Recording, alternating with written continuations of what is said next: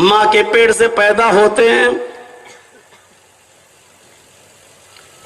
صبح کا سورج نہیں نکلا ہے، ابھی فجر کی نماز کا وقت ہے، صبح صادق ہو چکی ہے، رات جا رہی تھی، دن آنے والا تھا۔ بالکل ایسے موقع پر جناب محمد رسول اللہ اپنی ماں کے پیٹ سے باہر آئے۔ ایسے موقع پر جانتے ہو اللہ تعالیٰ نے نبی اکرم کو ایسے ہی وقت کیوں پیدا کیا؟ دن میں بھی پیدا کر سکتا تھا یا رات میں؟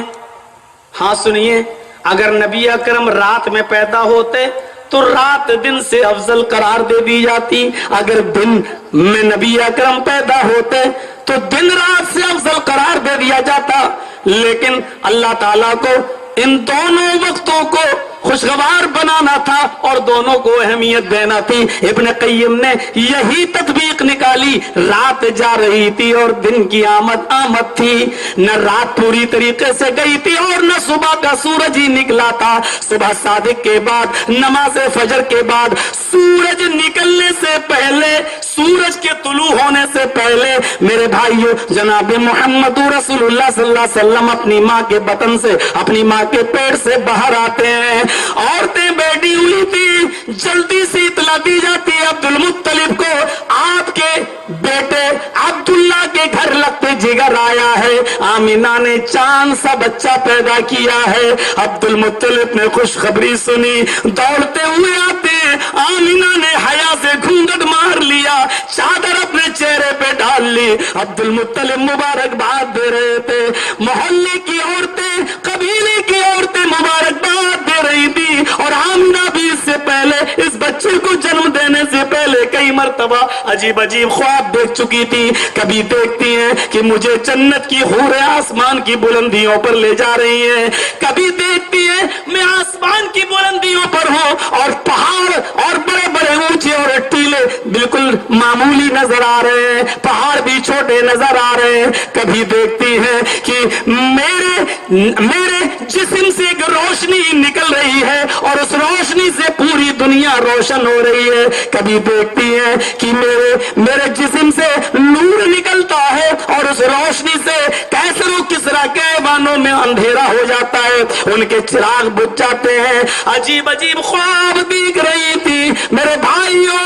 ہوا کا سرد جھونکا تھا، آمینہ کے بدن سے محمد ابن عبداللہ کی پیدائش تھی، 7ویں دن نام رکھا جاتا ہے محمد۔ اس نام پر بھی لوگوں کو بڑا تعجب تھا، عبد المطلب نے ایسا نام کیسے رکھا ہے؟ یہ اس علاقے کا پہلا نام تھا، اس نام پر لوگوں کو بڑا تعجب ہو رہا تھا۔ دھیرے دھیرے آمینہ نے 1.5 مہینہ اپنے بچے کو پال لیا۔ مکے میں وبا پھیلی تھی، بیماری پھیلی تھی، قبیلے بنو سعد سے کئی عورتیں بچوں کی تلاش میں نکلی کہ ہمیں اچھا انعام ملے گا، وہ مکے میں داخل ہوتی ہیں اور ان کو بچے مل جاتے ہیں۔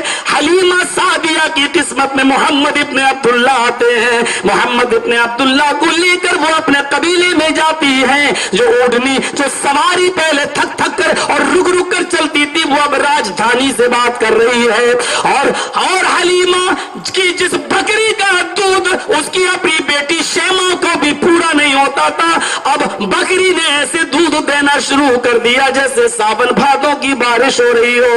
4 سال حلیمہ نے اپنے پاس رکھا۔ پھر ایک جنگل کے اندر محمد ابن عبداللہ کو ایک آدمی نے پوچھا تمہارا نام کیا ہے؟ جواب دیا محمد۔ وہ ان کو ایک ٹیلے پر لے گیا، زمین پر لٹا دیا، سینہ چاک کر دیا، دل نکال لیا، دل میں گوشت کا لوتھڑا تھا اس کو نکال کر پھینک دیا، دل کو زمزم سے دھویا اور دھونے کے بعد اسی دل کو سینے میں رکھ کے ہاتھ پھیر دیا۔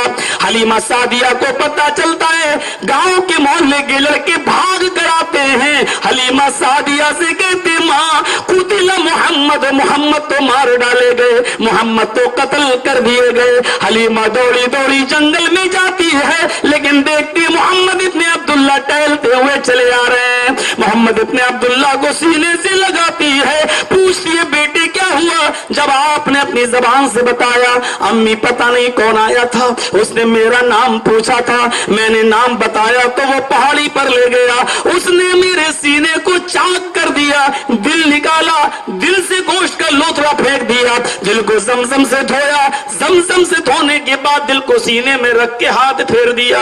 हलीमा कहती है तेरा दिल निकाला? हाँ। तूने दिल को देखा? हाँ। गोश्त का लोथड़ा निकाल कर फेंका, तूने देखा? हाँ।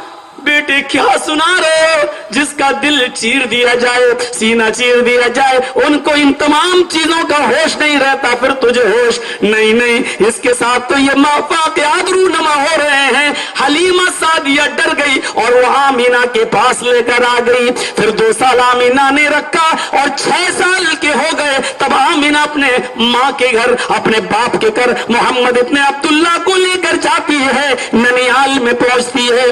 मोहम्मद अपने ननियाल में पहुंच जाते हैं सल्लल्लाहु अलैहि वसल्लम।